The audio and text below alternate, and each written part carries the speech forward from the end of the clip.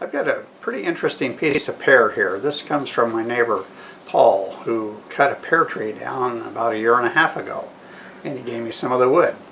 Well, it's got a strange shape on it, and I really think it'll make a nice natural edge bowl, but it dips in here, and this is not centered. I think I'll push the center over that way a little bit, get a flat spot in there and a hole for a worm screw, and we'll see what kind of a shape we can get out of this after it's turned. So I'll be right back. I've got it on the worm screw. I've got tailstock support, and I'll probably just keep that because I didn't get a 100% flat spot here for the jaws of the chuck to hit against. When I got this piece out last night, I noticed the bark was kind of peeling away. Just here, not anywhere else. I went ahead and got some Starbond CA in that, clamped it tight. We'll see if it stays on. I'm not sure how the rest of it is until we start turning. So let's go ahead and do that. I'm going to use the 5/8 bowl gouge. We're about 574 RPM.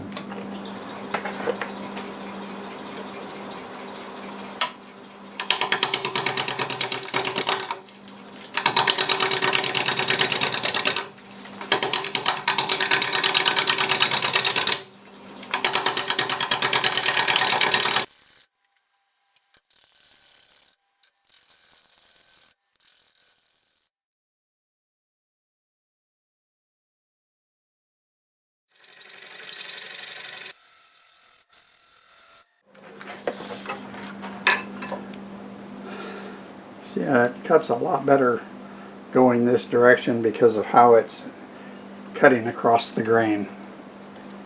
But the bad part about that is it'll peel the bark off. That's why I want to try to get all of this here, and then maybe we can do our cuts that way.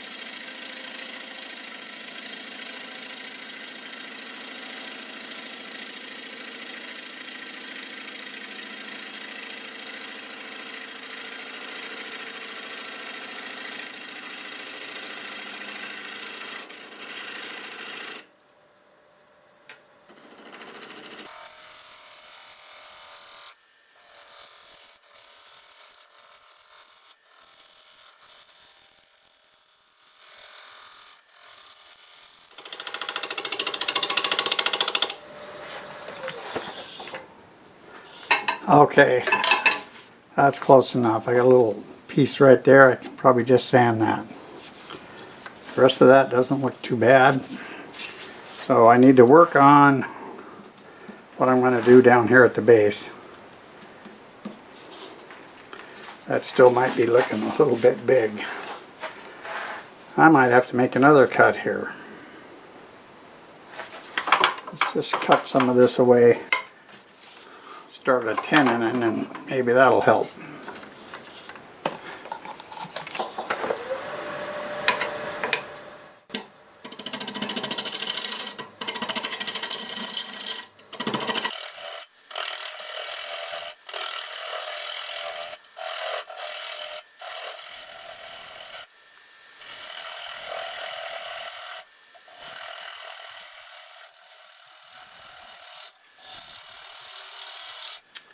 Well, this might look odd, but I don't think it's too bad.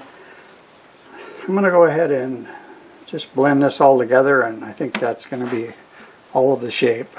Then we'll get the tenon on there, sand it up, and flip it around.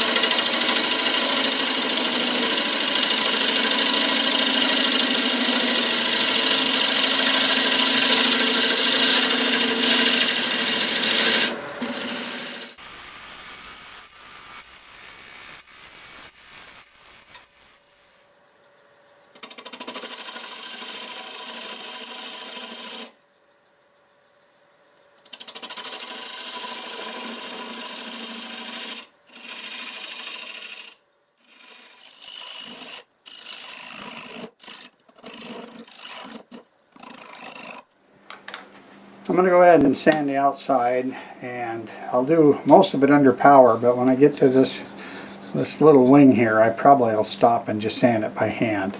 I'll start with 80 grit, probably sand through 400, and I'll have the lathe running in reverse at about 400.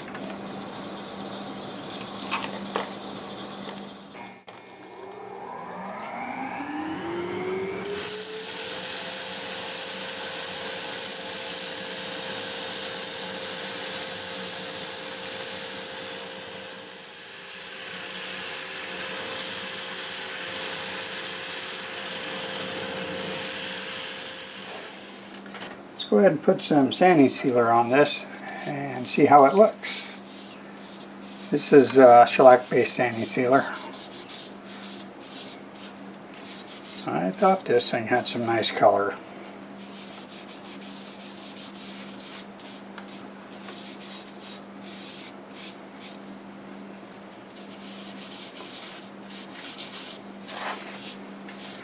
Soaking it in pretty good. I'm pretty sure it's going to take at least 2 coats of sealer, and then I'll use shellac on it.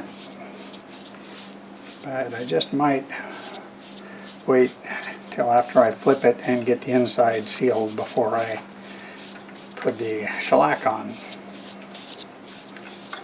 That's going to soak in.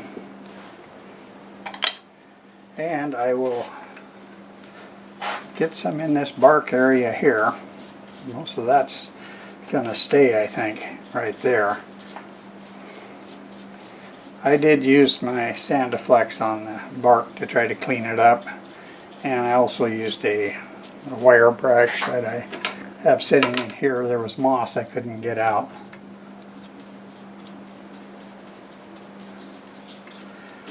Okay, I'll finish doing this and we'll get it flipped around and see what we can do on the inside. It's flipped around in the chuck, and here is the flat spot that I drilled, and it's just a little over half of having solid wood there, and then it was up against the bark, but that held quite well. This is sloped over way more than this is, and this point is much higher than that point. So it's going to take some careful cutting to get this and this cutting at the same time, and then it'll become much easier. All that and trying to keep the bark in place. I'm going to use the 1/2-inch bowl gouge. I just think that'll work a little bit better. It's a smaller tool, easier to keep from taking too much off. Doing about 725 RPM, no, 760.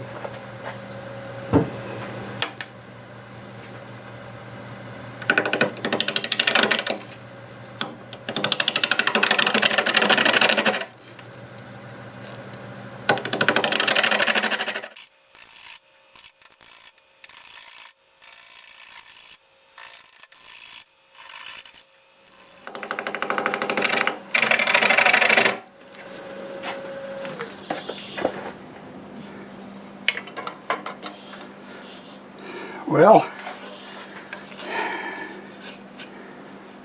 close. I'm just going to have to dress that up after I get down and get some of this out of my way, and maybe I can come up and shear scrape that.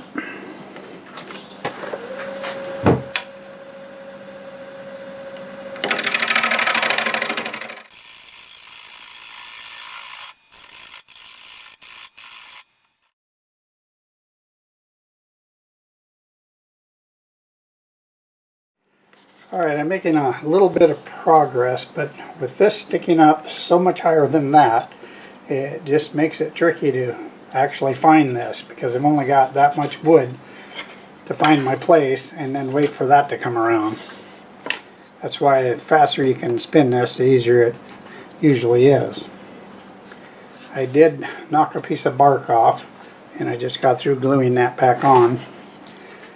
I'm also using a smorgasbord of grinds. This is that's the 40/40 grind, and then this one's got a real long wings on it, and it has a different nose angle. Hopefully, with all the gouges I have laying here, we can get through that. Still doing about 760 RPM, and I do need to be able to see this. So I can see that line that I have to find.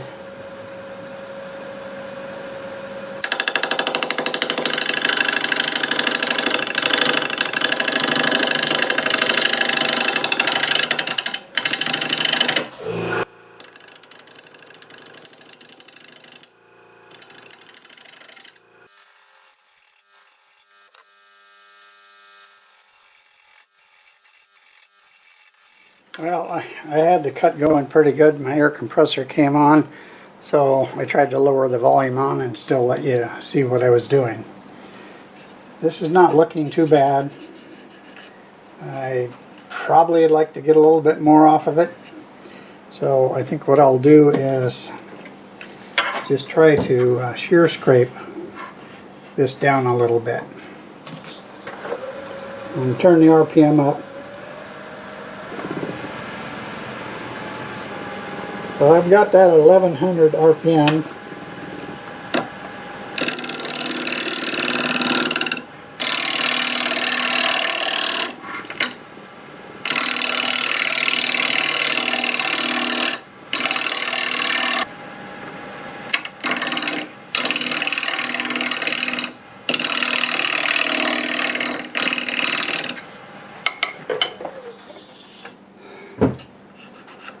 Well, I think we have it. At least I better stop while I'm ahead.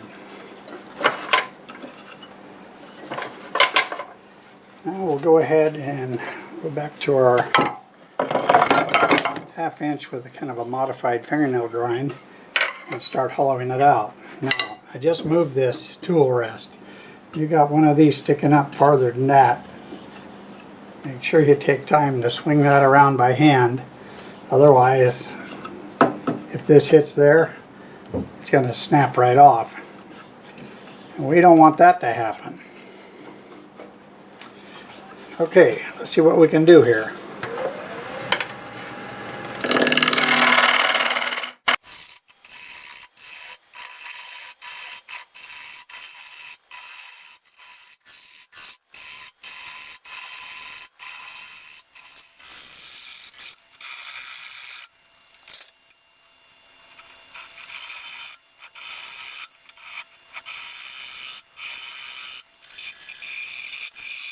So I need to clean some of this stuff up.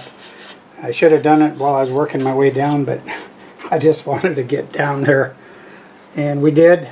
So let's grab the negative rake scraper and we can probably get this fairly decent. Because by no means is that real thin. It's probably 3/8, and that's not considered thin. Gotta lift this up a little bit.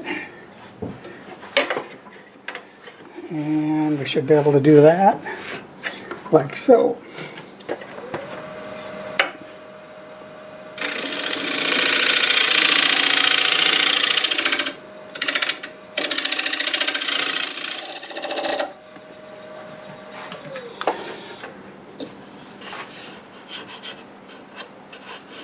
Yeah, that's got some pretty bad tear out here. I think I'll probably try to sand that out. I don't want to break any of this bark off, and it's barely hanging on. Okay, let me get things straightened up here and I'll decide if we're going to sand or more scraping. got a pretty decent finish with a negative rate scraper, and now it's time to sand. And these wings, I want to just hold the piece while I sand it like this, and then to reach down in here and have less fears of banging that with my drill, I'll use the one with a longer extension. So, and I'll have the lathe turning when I do that. I'll be turning it forward at maybe 300 to 400 RPM. So I'm going to go ahead and start my dust collector up, and I'll show you a little bit of that. And then we'll come back and put a finish on the inside.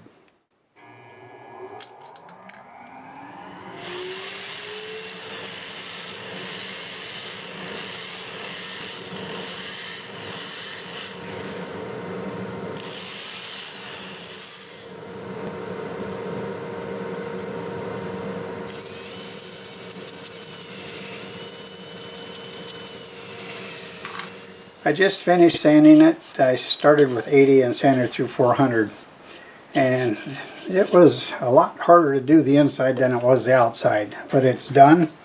And it's time to put some sanding sealer on it. And I think it's going to look pretty nice.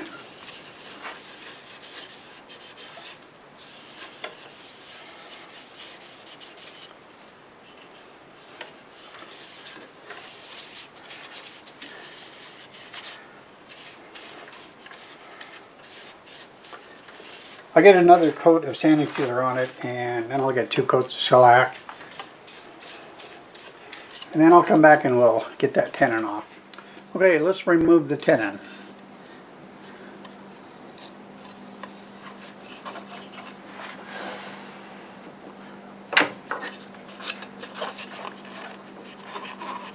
Let's see how that runs. Not too bad.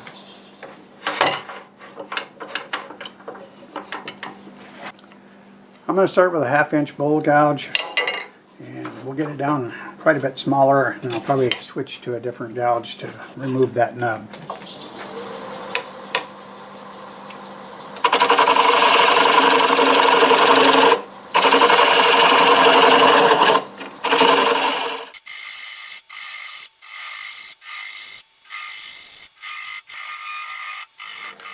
Alright, I've got it down pretty small. I'm going to switch to my little detail spindle gouge to remove that nub.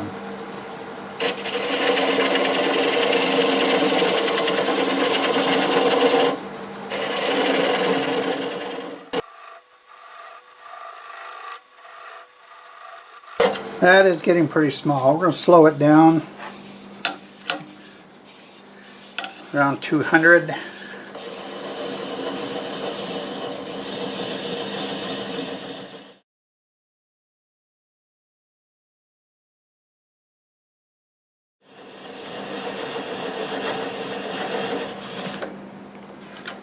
There we go.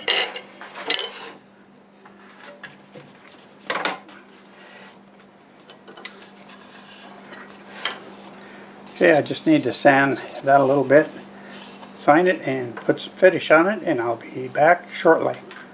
Well, here it is, and I'm pretty happy with how it turned out. It's 8 inches by 5 1/4. The walls are 3/8 of an inch. Stands 5 1/2 inches on this end and 4 1/2 on that end. And the base is about 4 1/4 or so, and maybe it looks kind of big, but I really like the way it looks just like this. Tell me what you think. Should I have made it a little bit smaller, or how do you like this? I used 2 coats of Zinsser seal coat and 2 coats of Zinsser shellac, and I was going to stop there, but when I put it against the padded material to cut the tenon off, it must have slipped and it left some marks in there, and I did not like that. So I used some Acks abrasive paste, a paper towel, and I buffed it out, and it looks like new. So this was a lot of fun, and I just noticed that this looks like my drift boat. Even when you look at it like that, it looks like my drift boat going down the Clackamas River. I think I'll call it the Drift Boat Bowl. So I really enjoyed making this, and I hope you enjoyed the video. If you liked the video, you can let me know by hitting that like button. Also, leave a comment and tell me what you think. I love reading them all, and I do my best to answer them all. If you're currently not subscribed, please consider doing so. If you are subscribed, thank you very much. I truly appreciate each and every one of you. I do all types of turnings, and I love doing them all. Let me know your favorites. Thanks again, and until the next time, see you later.